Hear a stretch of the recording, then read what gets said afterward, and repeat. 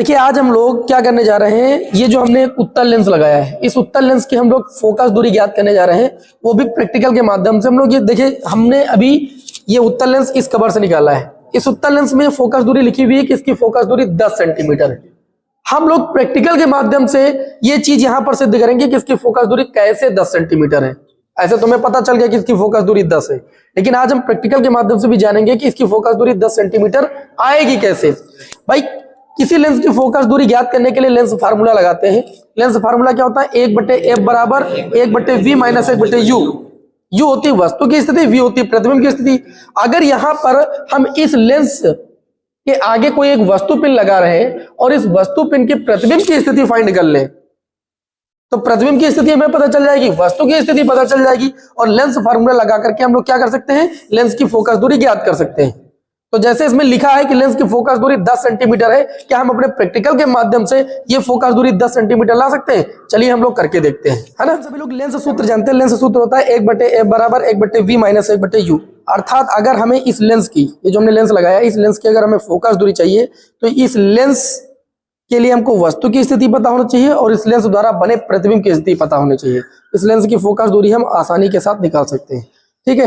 तो मेरी बात ध्यान से यहाँ पर समझिएगा।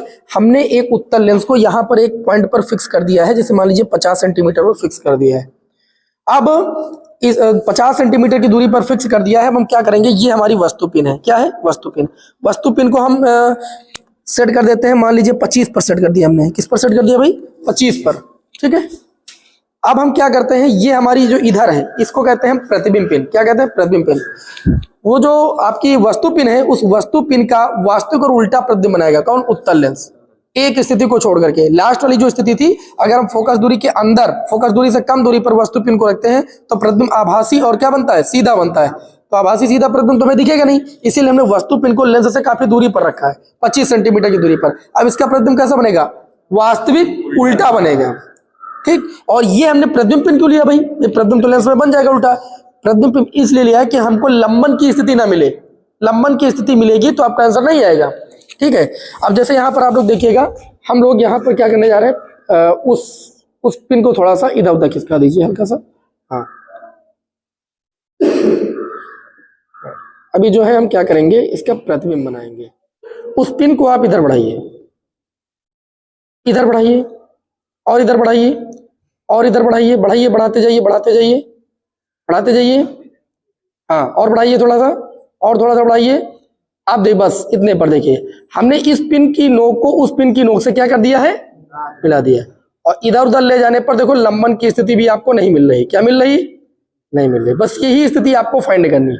जैसे ये स्थिति आपको फाइंड हो जाएगी, ये जो स्थिति हो जाएगी, ये प्रतिबिंब पिन की स्थिति हो जाएगी, वो वस्तु पिन की स्थिति हो जाएगी। बीच में हमको लेंस की स्थिति से कोई मतलब ही नहीं है विशेष, क्योंकि हमको फोकस दूरी ज्ञात करने के लिए क्या चाहिए? 1/f बराबर प्रतिबिंब पिन की, मतलब जो प्रतिबिंब की स्थिति है वो कितनी है? 68 सेंटीमीटर। तो हम यहाँ ले लेंगे 68 नहीं है, 50 से 68 के बीच की दूरी कितनी होगी? 18। तो यहाँ पर आपकी प्रतिबिंब की स्थिति जो आई वो 18 सेंटीमीटर आई। वस्तु चूंकि लेंस के क्या है? सामने है, और सामने की दूरी क्या होती है? निगेटिव। तो वस्तु पिन की स्थिति है 25 सेंटीमीटर की दूरी पर लेंस से, तो 50 से 25 गया, मतलब 25 सेंटीमीटर की दूरी पर है। तो u की वैल्यू कितनी हो जाएगी? -25 हो जाएगी। अब माइनस माइनस क्या हो जाएगा? प्लस हो जाएगा। जब आप इसे सॉल्व करेंगे 1/f बराबर, तो नीचे हो जाएगा 18 और गुणे कितना भाई? 25, और 25 ऊपर हो जाएगा, प्लस कितना हो जाएगा? 18। गुणा कर लीजिए। 25 का जब पहाड़ा आप 8 बार पढ़ेंगे तो 200 होगा, हासिल आया 20, और सॉरी कुछ गड़बड़ हो क्या? नीचे 200 होगा ना। 25 8 कितना हो जाएगा? 200, हासिल आया 2 नहीं जी 20, और 25 एक कम 25 और 20 कितना हो जाएगा? 45, मतलब नीचे 450 हो जाएगा। ऊपर 25 और 18 आप जोड़ेंगे तो ये कितना हो जाएगा बताइए भाई? 43 हो जाएगा। तो ऊपर हम कितना लिख देंगे? 43। हमको f की वैल्यू चाहिए तो f निकालेंगे, तो 450 ऊपर चला जाएगा और 43 क्या आ जाएगा भाई? नीचे आ जाएगा। भाई हम दोनों पक्षों को पलट रहे हैं, f ऊपर ले जा रहे हैं, एक नीचे ला रहा है, तो 450 ऊपर जाएगा, 43 नीचे आएगा। जब 43 को भाग करेंगे 450 से, भाई अगर 45 होता तो लगभग ये 10 बार जाता, पूरा 10 बार चला जाता। लेकिन अब ऊपर अंश थोड़ा बड़ा है तो ये जाएगा तो पूरा 10 बार। भाई 10 बार ले जाएंगे तो 430 होगा। अब बचा 20, अब 20 बचा, दशमलव लगाएंगे, जीरो बढ़ाएंगे, 200 हो जाएगा। अभी कितनी बार जाएगा? 4 पंचे 20, तो 4 पंचे 20 तो ज्यादा हो जाएगा, 215 हो जाएगा। कितनी बार जाएगा? 4 चौक 16, 4 बार चला जाएगा। तो फोकस दूरी हमारी लगभग कितनी आएगी? 10.4। मैंने पहले ही कहा था कि देखो यहाँ पर इसकी फोकस दूरी 10 सेंटीमीटर लिखी हुई है ना। फोकस दूरी कितनी लिखी हुई है? देखो 10 सेंटीमीटर लिखी हुई कि नहीं।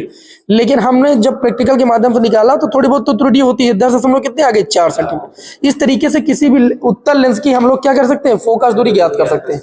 हमें उम्मीद है कि ये प्रैक्टिकल आप लोगों को समझ में आ गया होगा। ठीक है, अब चलिए हम लोग उत्तल लेंस के साथ साथ उत्तल दर्पण की फोकस दूरी ज्ञात करते हैं।